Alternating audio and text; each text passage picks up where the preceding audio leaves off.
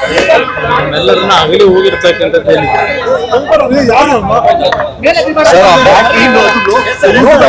ಮೊದಲಿಂದಲೂ ಅವರ ಒಂದು ಸರಳ ಜೀವನ, ಅತ್ಯಂತ ದೈವ ಭಕ್ತಿಯ ಗುಣಗಳನ್ನು ಏನು ಹೊಂದಿದ್ರು. ನಮ್ಮ ಒಂದು ಕುಟುಂಬದಲ್ಲಿ ನಮ್ಮ ತಂದೆಯ ಒಂದು ಸಂಗಾತಿಯಾಗಿ ಸುಮಾರು 65-70 ವರ್ಷಗಳು ಅವರ ಜೊತೆಯಲ್ಲಿ ಬಾಳದಂತವ್ರು ಏನಿದ್ದಾರೆ, ಬಹುಶಃ ನಮ್ಮ ತಂದೆಯವರ ಬದುಕಿಗೆ ಅವರ ಜೀವನವನ್ನೇ ತ್ಯಾಗ ಮಾಡಿದ್ರು. ಅಷ್ಟೇ ಅಲ್ಲ, ನಮ್ಮ ಬದುಕಿನಲ್ಲೂ ಸಹ ಒಂದು ತಾಯಿ ಹೃದಯ ಅಂತಕ್ಕಂಥದ್ದನ್ನ ನಮಗೆ ಕಲಿಸಿದ್ರೆ ಅವರಿಂದ ನಾವು ಕಲ್ತಂತದ್ದು. ಒಂದು ಸಣ್ಣ ಹಳ್ಳಿಯಲ್ಲಿ ಜನಿಸಿದಂತ ನಮ್ಮ ತಾಯಿಯು ಸಹ ಲಕ್ಷಾಂತರ ಕುಟುಂಬಗಳ ಬದುಕಿಗೆ ದಾರಿದೀಪವಾಗಿದ್ದಂಥವರು. ಕಳೆದ 1.5 ವರ್ಷದಿಂದ ಆರೋಗ್ಯದ ಸಮಸ್ಯೆಗಳು ಏನು ಪ್ರಾರಂಭ ಆಯ್ತು ಅವರಿಗೆ.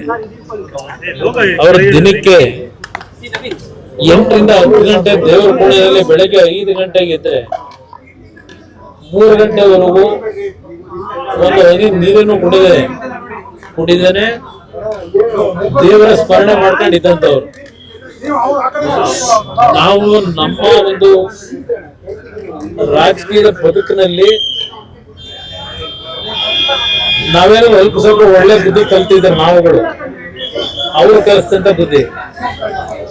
ಕಳೆದ 4 ದಿನಗಳಿಂದ 4 ದಿನ ಅಷ್ಟೇ ಅಲ್ಲ, ಕಳೆದ 1 ವರ್ಷದಿಂದ ಅವರು ಪ್ರತಿನಿತ್ಯ ಪಡ್ತಾ ಇದ್ದಂತ ಯಾತನೆಯನ್ನ ನಾವು ನೋಡ್ತಾ ಇದ್ವಿ.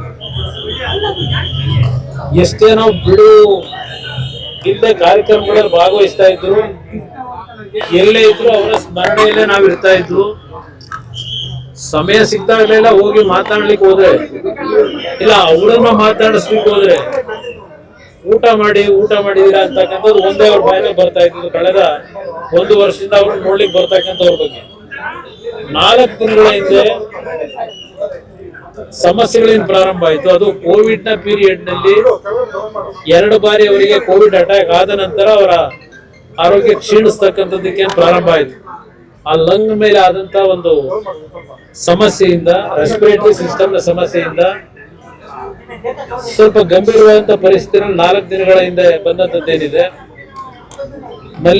ನಮ್ಮ ಮಣಿಪಾಲ್ ಹಾಸ್ಪಿಟಲ್ಗೆ ಸೇರಿಸಿ ಡಾಕ್ಟರ್ಗಳು ಉತ್ತಮವಾದ ಪ್ರಯತ್ನ ಪಟ್ಟಿದ್ದಾರೆ. ಆದ್ರೆ ನಮ್ಮ ಪ್ರಯತ್ನ, ವೈದ್ಯರ ಪ್ರಯತ್ನಗಳಿಗಿಂತ ಹೆಚ್ಚಾಗಿ ಭಗವಂತ, ಅದರಲ್ಲೂ ವಿಶೇಷವಾಗಿ ರಾಜರಾಜೇಶ್ವರಿ ತಾಯಿಯ ಒಂದು ಭಕ್ತೆಯವರು ಪ್ರತಿ ಶುಕ್ರವಾರ ರಾಜರಾಜೇಶ್ವರಿ ದೇವಸ್ಥಾನಕ್ಕೆ ಕಳೆದ ಒಂದು 35-40 ವರ್ಷಗಳಿಂದ ಹೋಗ್ತಾ ಇದ್ದಂಥವ್ರು. ಪ್ರತಿ ಶುಕ್ರವಾರ ಆ ತಾಯಿಯಿಂದಲೇ 1 ಬಾರಿ ಅವರಿಗೆ ಆಸಿಡ್ ನ ಒಂದು ಅಟ್ಯಾಕ್ ಆದಂತ ಸಂದರ್ಭದಲ್ಲಿ ಉಳಿದಂಥದ್ದು. ಅವತ್ತೇ ಅವರು ಹೋಗ್ಬೇಕಾದಂತ ಒಂದು ಪರಿಸ್ಥಿತಿ ಇತ್ತು. ಭಗವಂತ ಉಳಿಸಿದ್ದ. ಭಗವಂತನಿಗೆ ಬಹುಶಃ ಅವರ ಬದುಕು ಈಗ ಸಾಕು ಅಂತಕ್ಕಂಥ ಒಂದು ತೀರ್ಮಾನಕ್ಕೆ ಬಂದು ಅವ್ರನ್ನ ಕರ್ಕೊಂಡಿದ್ದಾನೆ ಅನ್ನೋದು ನನ್ನ ಅಭಿಪ್ರಾಯ.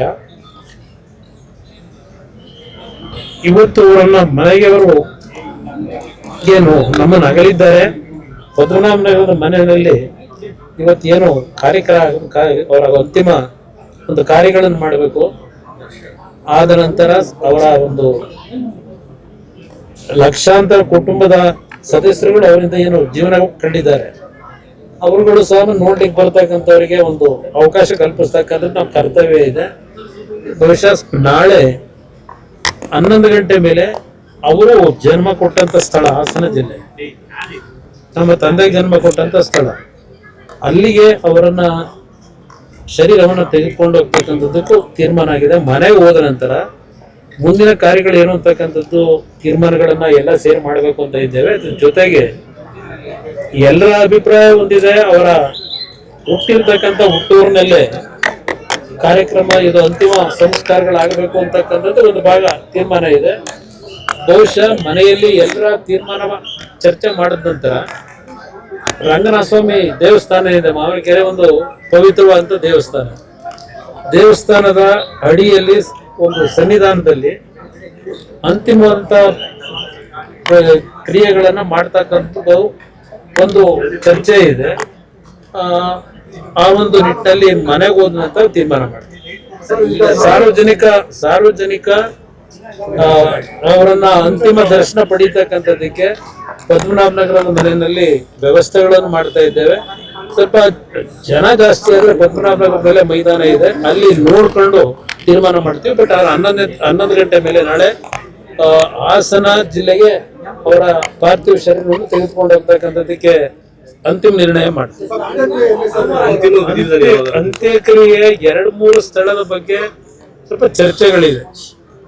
ಅಂತಿಮವಾಗಿ ನಾವು 4 ಜನ ನಮಗೇನು ಜನ್ಮ ಕೊಟ್ಟಿದ್ದಾರೆ, ನನ್ನ ತಾಯಿ, 2 ತಂಗಿಯರಿದ್ದಾರೆ, ಅವರೆಲ್ಲರ ಜೊತೆ ಕೂತು ಚರ್ಚೆ ಮಾಡಿ ಬಹುಶಃ ನನ್ನ ಒಂದು ವೈಯಕ್ತಿಕವಾದಂಥ ಅಭಿಪ್ರಾಯ, ಅವ್ರನ್ನ ಬೆಳೆಸಿದಂಥದ್ದು ಯಾವೊಂದು ಹರದನಹಳ್ಳಿ ಗ್ರಾಮದಲ್ಲಿ ಹುಟ್ಟಿದ್ರು, ಅಲ್ಲೇ ಅವರ ಅಂತಿಮ ಅಂತ ನಮ್ಮ ತಾಯಿ ಹುಟ್ಟಿದ್ದು ಪಕ್ಕದ ಮುತ್ತಿಗೆರಹಳ್ಳಿ ಅಂತ ಹೇಳಿ, ಅವರು ಪಾಠ ಕಲ್ತಿದ್ದು, ಶಾಲೆಗಳಿಗೆ ಹೋಗಿದ್ದು ಹಳೆಕೋಟೆ ಅಂತಕ್ಕಂಥ ಮಾವಿನಕೆರೆಯ ರಂಗನಾಥ ಸ್ವಾಮಿ ದೇವಸ್ಥಾನ ಏನಿದೆ ಆ ತಪ್ಪಲಿನಲ್ಲಿ ಇರ್ತಕ್ಕಂಥ ಸ್ಥಳದಲ್ಲಿ ಆ ರಂಗನಾಥ ಸ್ವಾಮಿಯ ಸನ್ನಿಧಾನದಲ್ಲೇ ಆ ರಂಗನಾಥ ಸ್ವಾಮಿಯ ಅವರು ಏನು ನಂಬಿಕೆ ಇಟ್ಕೊಂಡಿದ್ರು, ನಮ್ಮ ತಂದೆ ನಮ್ಮ ತಾಯಿ ಇಬ್ಬರು, ಆ ದೇವರ ಸನ್ನಿಧಾನದಲ್ಲೇ ಮತ್ತು ನಮ್ಮ ಹುಟ್ಟೂರು ಶಿವನ ದೇವಸ್ಥಾನ ಏನಿದೆ ಆ ಶಿವನನ್ನ ನಂಬಿ ಬಂದಂಥವ್ರು, ಆ ಒಂದು ಪರಿಸರದಲ್ಲೇ ಆ ಒಂದು ಎಲ್ಲ ರೀತಿಯ ಅಂತ್ಯಕ್ರಿಯೆ ಕಾರ್ಯಗಳಾಗಬೇಕು ಅಂತಕ್ಕಂಥದ್ದು ನಮ್ಮ ಒಂದು ಚರ್ಚೆ ಇದೆ.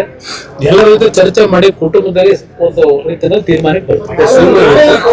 ಸೋಮವಾರ ಅಂತ್ಯಕ್ರಿಯೆಯನ್ನು ಸೋಮವಾರ ಇಟ್ಕೊಂಡಿದ್ದೇವೆ. ಸೋಮವಾರ ಸಮಯ ಇನ್ನೂ ನಿಗದಿ ಆಗಿಲ್ಲ. ಆದರೆ ಹಾಸನಕ್ಕೆ ಹೋದ ನಂತರ ಬಹುಶಃ ಹಾಸನದ ಜನತೆ ಅವ್ರ ಬಗ್ಗೆ ಅಭಿಮಾನ ಇಟ್ಟಿರ್ತಕ್ಕಂಥವ್ರು ಸಂಬಂಧಿಕರು ಜಾಸ್ತಿ ಇದ್ದಾರೆ. ಅವರೆಲ್ಲರಿಗೂ ಅಲ್ಲೂ ಸಹ ಅಂತಿಮ ದರ್ಶನಕ್ಕೆ ಅವಕಾಶ ಕಲ್ಪಿಸಬೇಕು. ಅದೆಲ್ಲ ಅಲ್ಲಿಯ ಪರಿಸ್ಥಿತಿಗಳನ್ನು ನೋಡಿ ತೀರ್ಮಾನ ಸೋಮವಾರ ಎಷ್ಟು ಗಂಟೆಗೆ ತೀರ್ಮಾನ ಮಾಡ್ತೀವಿ.